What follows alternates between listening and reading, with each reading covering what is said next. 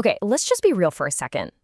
Difficult, tense, just plain hard situations, they're a part of life. There's no getting around it. But what if I told you that the most powerful tool for navigating them is already in your hands? It's not about controlling other people, not at all. It's about mastering your own response. So let's get into it. You know that feeling, right? We've all been there. A simple conversation suddenly gets heated. A frustrated person starts getting really angry, and you can just feel things escalating, spiraling. And it's stressful, it's confusing, and it can feel totally impossible to stop. But here's the thing, it's not.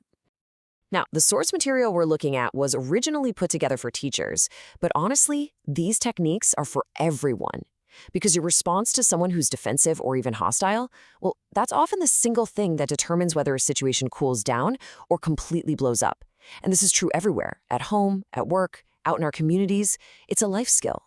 So before we can even think about helping someone else calm down, we have to get a handle on what's happening inside our own heads and our own bodies. And the key to unlocking all of this is a really cool concept called the window of tolerance. Just think of your window of tolerance as your personal sweet spot for dealing with stress. You know, when you're inside this window, you can think clearly, you can handle your emotions, you can respond in a way that makes sense. Life just feels manageable. But what happens when stress shoves us outside of that window? Well, we usually go one of two ways. We can ramp up into what's called hyper-arousal. That's the classic fight-or-flight mode where we feel totally overwhelmed, super reactive. Or we can drop down into hypo-arousal. That's when we freeze up, we shut down, we just feel numb. And you know what? Just being able to spot these states in yourself is a huge first step. Okay, so we've got the theory down, right? We understand the why. Now, how do we actually put this into practice? Let's build ourselves a toolkit with 10 solid techniques from the Crisis Prevention Institute that are designed to help us and others get back inside that window of tolerance. So, this first batch of tools, it's all about our mindset. It's about making a conscious shift from a place of conflict to a place of connection. The absolute number one key is to be empathetic and non-judgmental. You have to try to resist that urge to dismiss someone's feelings, even if they seem totally bananas to you. And that flows right into the next tip. Focus on the feelings behind the words, not just the words themselves or what the person is doing. This quote from the source material it says it all, doesn't it? The goal isn't to be a judge and decide who's right or wrong. The goal is just to acknowledge that their feelings are real for them in that moment. And that simple act of validation, it can be an incredibly powerful de-escalation tool all on its own. Okay, so we've got the mindset. Let's move on to our next set of techniques. These are all about our physical actions and about creating clear, safe boundaries when things get tense.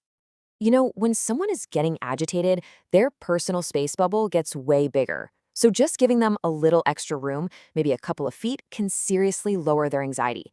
And at the same time, you gotta be really mindful of your own body language. Keep your hands where they can see them, try to have a relaxed posture, and keep your voice calm and even. And here's the fascinating psychology behind this.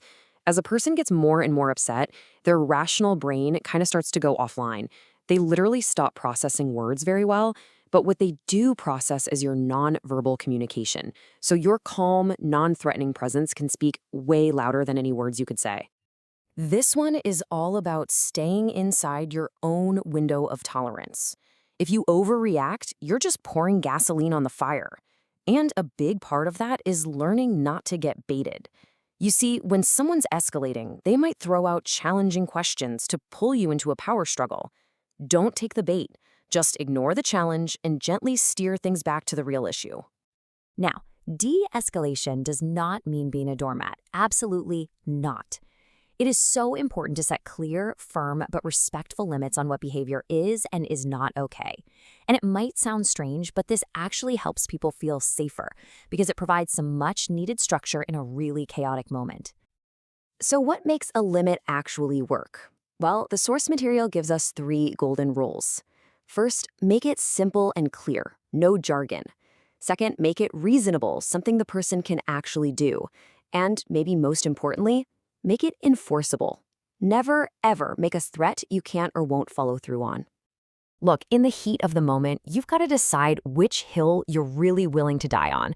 Is it truly important that they stop swearing right now? Or is it more important that they don't, throw a chair? You have to focus on what's essential for safety and be willing to let the smaller stuff slide for a minute. And that brings us to our final group of techniques. And I'll be honest, these might feel the most counterintuitive, but man, they are incredibly effective. They're all about using the power of time and space.